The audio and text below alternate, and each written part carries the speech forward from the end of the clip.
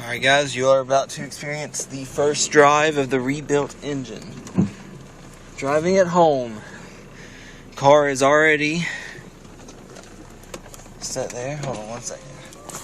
Roll my window. Alright, back to what I was saying. Car is already idled for a total of over an hour. Now I let it idle fit 20 minutes and change the oil.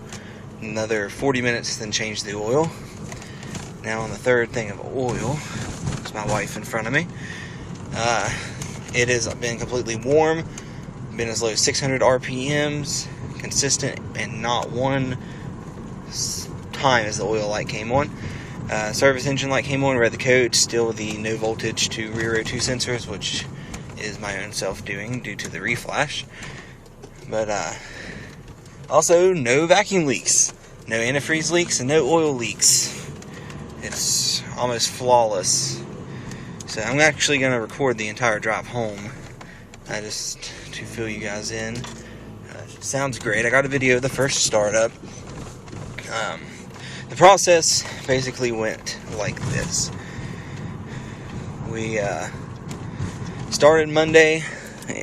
Right after work, I ran and got the crank and rods from the machine shop. Got back to the garage I ran straight from work to the machine shop. Then got back to the garage about 6:15, 6 o'clock, I say. And from 6 to 8:45, 8:30, we had put the crank and the rods and pistons in. Got everything plastic gauged.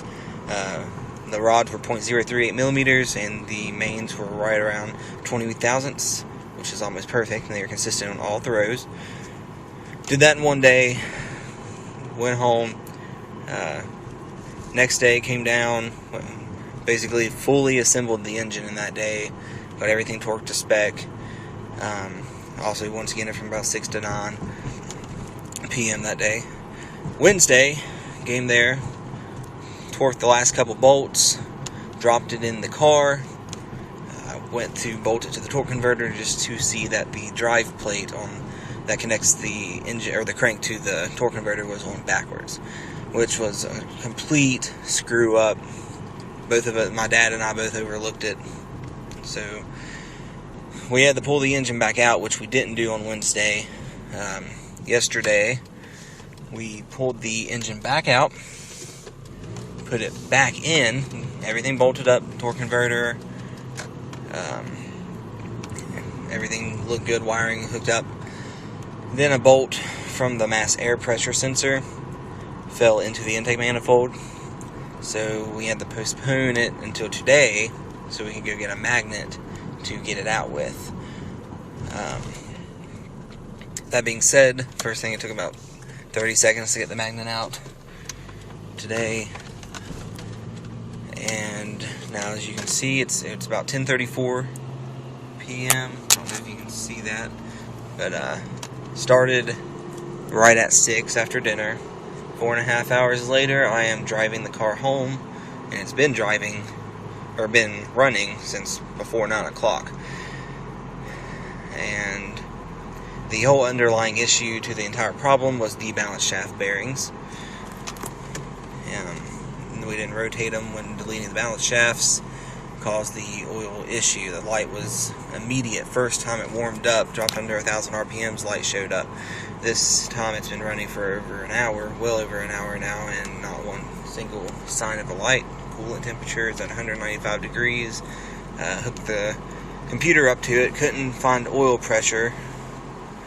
Found basically any other freaking reading you'd want to know as far as oil temperature, coolant temperature, barometric pressure, and a bunch of crap that I don't even know what it is.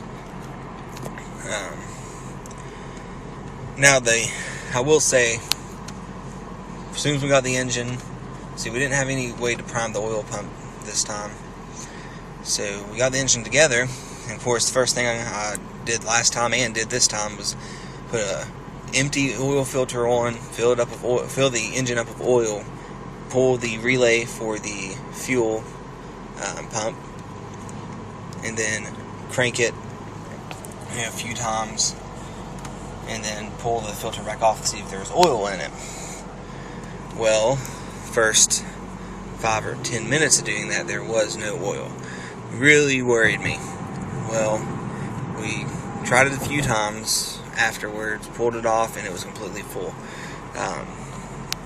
The issue with that was that it didn't get to prime. We didn't have any way priming it, so I had a hard time getting that initial suction up. The thing that really set it off is I set my thumb, or pulled the oil filter off and set my thumb over the hole that the oil would flow into the filter, and to create more back pressure so it would force it into the pump. Once it got in, it's been perfect. I mean, the car sounds better than it did before. No vacuum leaks because we got a new insulator, or I got new lower insulators on the injectors, 4 new O-rings on the injectors, of course new gaskets for everything that had to come off. Replaced my number 3 rod, and then got the crank turned and the rod spun. Reconned. Let me rephrase that. And it's acting good as new. I mean, I'm overly satisfied with the process. I'll be driving it to work tomorrow morning, 6 a.m. sharp. And hold on one second, gotta lower the phone. I tend to have cops out this late, which is very unfortunate. Alright. But I'm getting closer to getting home, so this video will be wrapped up pretty soon. On the drive it to work tomorrow morning, I'll get off at 2:45, drive it back, see how it's acting. I'm sure it's all going to be well. I mean, it feels absolutely perfect. But you can never be too cautious. I've got 2 quarts of oil with me and then 2 half jugs of antifreeze. Just in case. I have to check my fluids every time I start or stop or get ready to get in the car again. But car, it'll probably take I'd say at least 2 weeks to get the car broken in before I can really get any videos of runs, as much as it's killing me. I will say, however, now that the vacuum leaks are fixed and it's getting, it's the right, all cylinders are firing, none are missing, or misfiring. I mean, the car just sounds so much more aggressive. I mean, at idle, start up, slowly revving it. I have a few clips of the exhaust in the previous video, which I'll be posting later tonight. And I mean, I'm just overly impressed.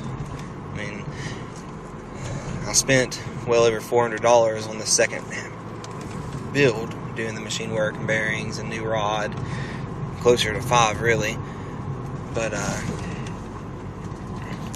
and that totals the entire engine build at over $3,200. I mean, I've spent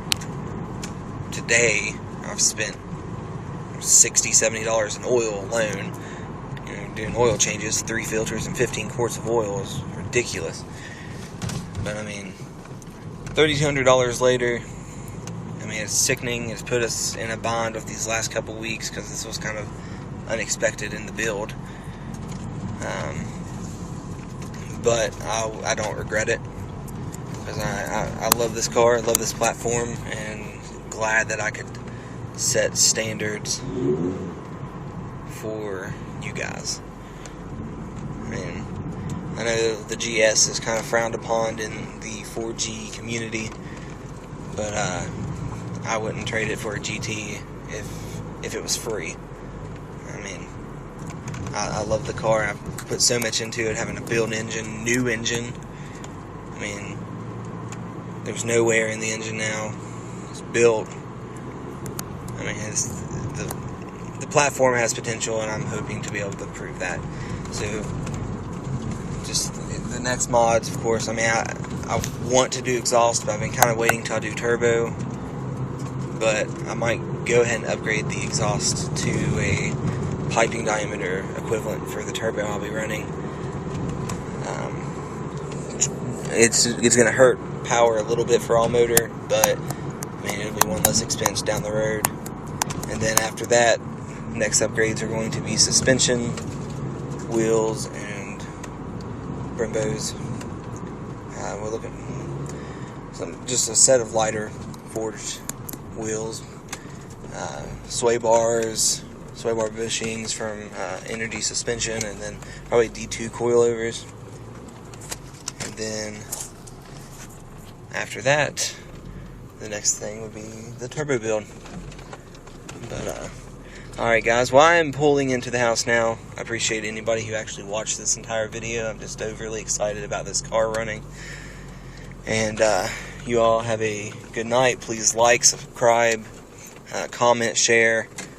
And if you have any questions, feel free to hit me up on YouTube, or you can even hit me up on Club 4G, C4G Nation, Evolution M, Gallant Center, Mitsubishi Forums.